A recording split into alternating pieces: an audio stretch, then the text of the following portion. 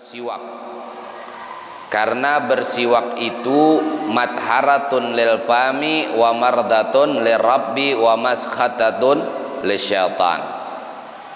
Artinya bersiwak itu menyucikan mulut dan menyebabkan keridhaan Tuhan dan membuat setan menjadi benci. Itu siwak. Nah, siwak ini sunnah hukumnya pada setiap keadaan. Jadi siwak itu hukumnya sunnah pada setiap keadaan, kecuali bagi orang yang berpuasa setelah matahari tergelincir. Yang mau sholat hukumnya sunnah pakai siwak, mau wudu sunnah pakai siwak, apalagi mau mengerjakan sholat apalagi. Yang mana lebih-lebih lagi disunnatkan apabila berubahnya rasa mulut. Mulut kita rasanya berubah. Bagaimana berubah maksudnya? Terlalu lama diam, kan tidak enak biasanya mulut lah. Atau bangun tidur, atau memakan sesuatu yang memiliki bau yang kuat, maka sangat disunnahkan pakai siwak. Salah satunya pula yaitu sholat tentunya. Nah, sholatun bisiwakin abdalu min sab'ina sholatan bila siwak. Sholat yang pakai siwak dengan 70 sholat tanpa siwak itu jauh lebih abdal sholat yang pakai siwak tadi. Jadi sholat pakai siwak dengan 70 sholat tanpa siwak itu jauh lebih abdal sholat yang pakai siwak. Mau belajar, mau hadir majelis, hukumnya sunnah pakai siwak. Masuk rumah sunnah pakai siwak. Dikatakan as-siwaku matharatun lil fami wa mardatun lirabbi wa maskhatatun lisyaitan. Jadi jangan lupa untuk selalu menggunakan siwak. Kenapa? Karena siwak ini membersihkan mulut, mendatangkan ridha Allah dan membuat setan benci. Makanya kayu siwak, ini kayu siwak namanya lah. Kayu siwak ini sering hilang. Sering hilang. Pian kalau punya siwak itu sering hilang. Kenapa? Karena setan tidak suka. Kenapa? Setan benci dengan siwak. Kenapa? Karena ketika orang pakai siwak membersihkan mulut. Kenapa? Karena ketika orang pakai siwak mendatangkan ridha Allah. Sholat yang tadinya biasa, ketika ia dimulai dengan siwak, maka sholat tadi memiliki nilai jauh lebih baik daripada 70 sholat. Pian mau baca Quran, seseorang yang membaca Quran bagus, tetapi ketika ia mulai dengan sunnah siwak, maka jauh lebih bagus. Mau belajar, mau majelis, mau khutbah, semuanya disunnahkan pakai siwak. Makanya biasanya kalau mau ceramah pakai siwak lah. Pian pernah lihat Sayyidil Habib Umar mau ceramah pakai siwak, itu sunnah hukumnya. Nah ini siwak lah. Nah, sedangkan siwak itu disunnahkan dengan sesuatu yang khasin, yang kasar. Misalkan dengan ujung selendang digosokkan seperti ini, dapat sunnahnya? Dapat. Atau pian mau sholat tidak punya kayu arak seperti ini, dengan ujung baju pian gosok seperti ini, dapat sunnah? Dapat. Tetapi yang sunnah itu dengan kayu arak. Ini kayu arak namanya lah. Tapi ini bukan kayunya, akarnya. Kenapa akarnya? Karena kalau kayunya itu cepat kering. Nah ini akarnya saja cepat kering. Tetapi ini yang dimaksud arak lah. Jadi ada aroma wangi daripada kayunya itu tadi. Lalu disunnahkan dengan kayu arak. Dan disunnahkan pula dengan caranya. Artinya kan kayunya disunnahkan dengan bendanya. Ini bendanya namanya. Siwaknya itu perbuatannya. Bersiwak itu perbuatannya. Berarti dengan sesuatu yang kasar. Tetapi bukan bagian daripada tubuh kita. Pian punya tangan kasar misalkan. Pian punya tangan kasar, boleh pakai siwak dengan tangan sendiri? Tidak boleh lah. Pakai tangan kawan, ada tangan kawan kasar betul pinjam.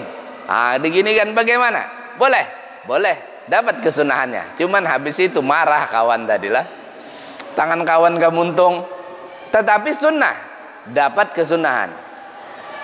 Itu perbuatannya namanya, pekerjaannya. Sedangkan bendanya disunnahkan dengan kayu arak. Kayu arak lah. Ini kayu arak namanya. Lalu memegangnya itu juga ada caranya, sunnah memegangnya. Nah ini kayu arak. Seluruh tangan kita, jari-jari kita di atasnya, kecuali jempol dan kelingking. Nah ini jempol, ini kelingking. Ini memegangnya sunnah seperti ini. Cuman misalkan pian koler seperti ini, kayak ini dapat sunnahnya, dapat kayu sunnah kayu araknya, dapat sunnah bersiwaknya, dapat. Tetapi ketika pian pegang seperti ini, pian dapat sunnah lagi. Nah ini berapa sunnah lagi? Dan disunnahkan siwak itu minimal tidak lebih pendek daripada 4 jari. Ini 4 jari. Tidak lebih pendek daripada 4 jari. Lah. Nah, berarti panjang sejengkal atau kurang lah, perkiraan seperti inilah. Nah, ini hukumnya sunnah.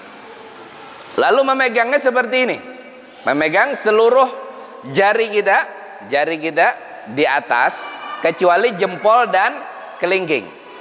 Labian kalau anda punya coba aja pakai pulpen itulah. Nah, ini.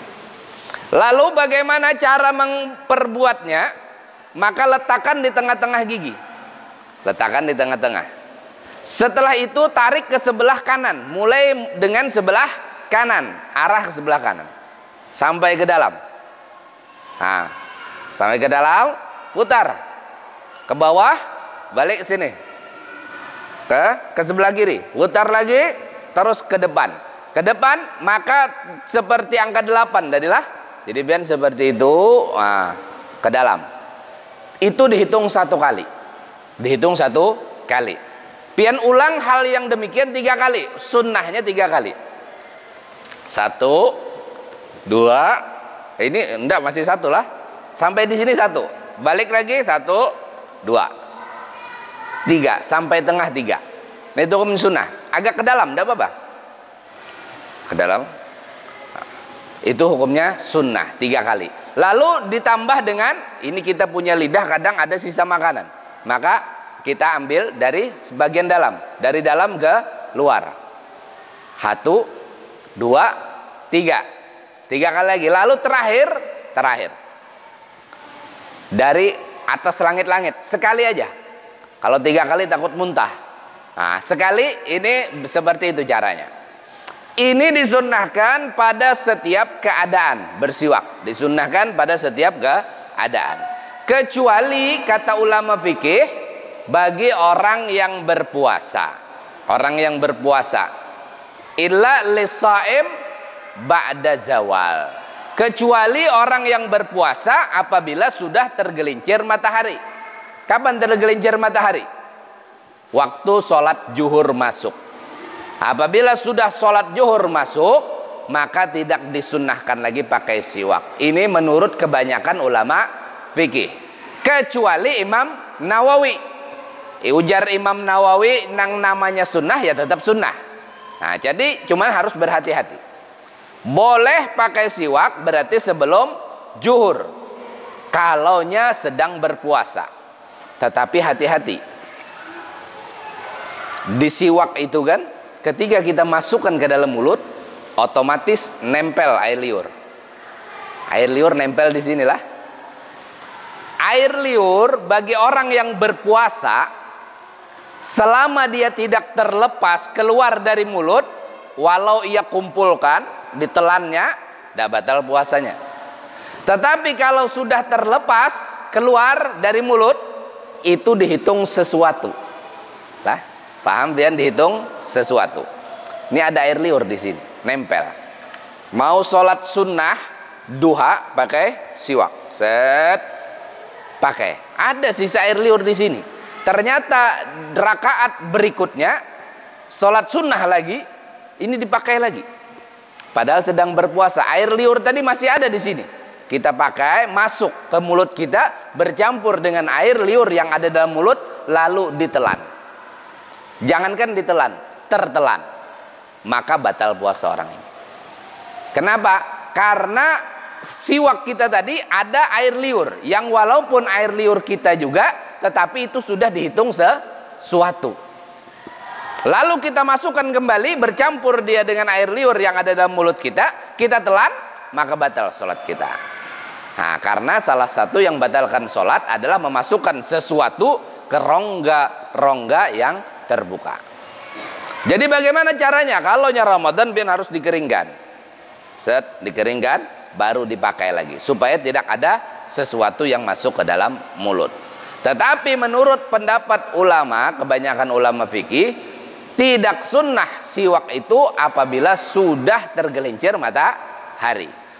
Kecuali Imam Nawawi. Kata Imam Nawawi, silahkan pakai siwak tetap. Nah, ini jadi pilihanlah buat kita. Sebagian ulama-ulama di Hadramut sana, kita lihat, mereka lebih condong kepada pendapat Imam Nawawi. Tetapi mereka sembunyi-sembunyi. Artinya mereka tetap mengambil pendapat ulama yang banyak tadi, bahwa siwak tidak diperbolehkan lagi apabila sudah tergelincir matahari. Tetapi kadang mereka tetap mengerjakan itu tadi sembunyi, supaya tidak menimbulkan perdebatan. Artinya ini boleh untuk mengambil pendapat. Itu siwak.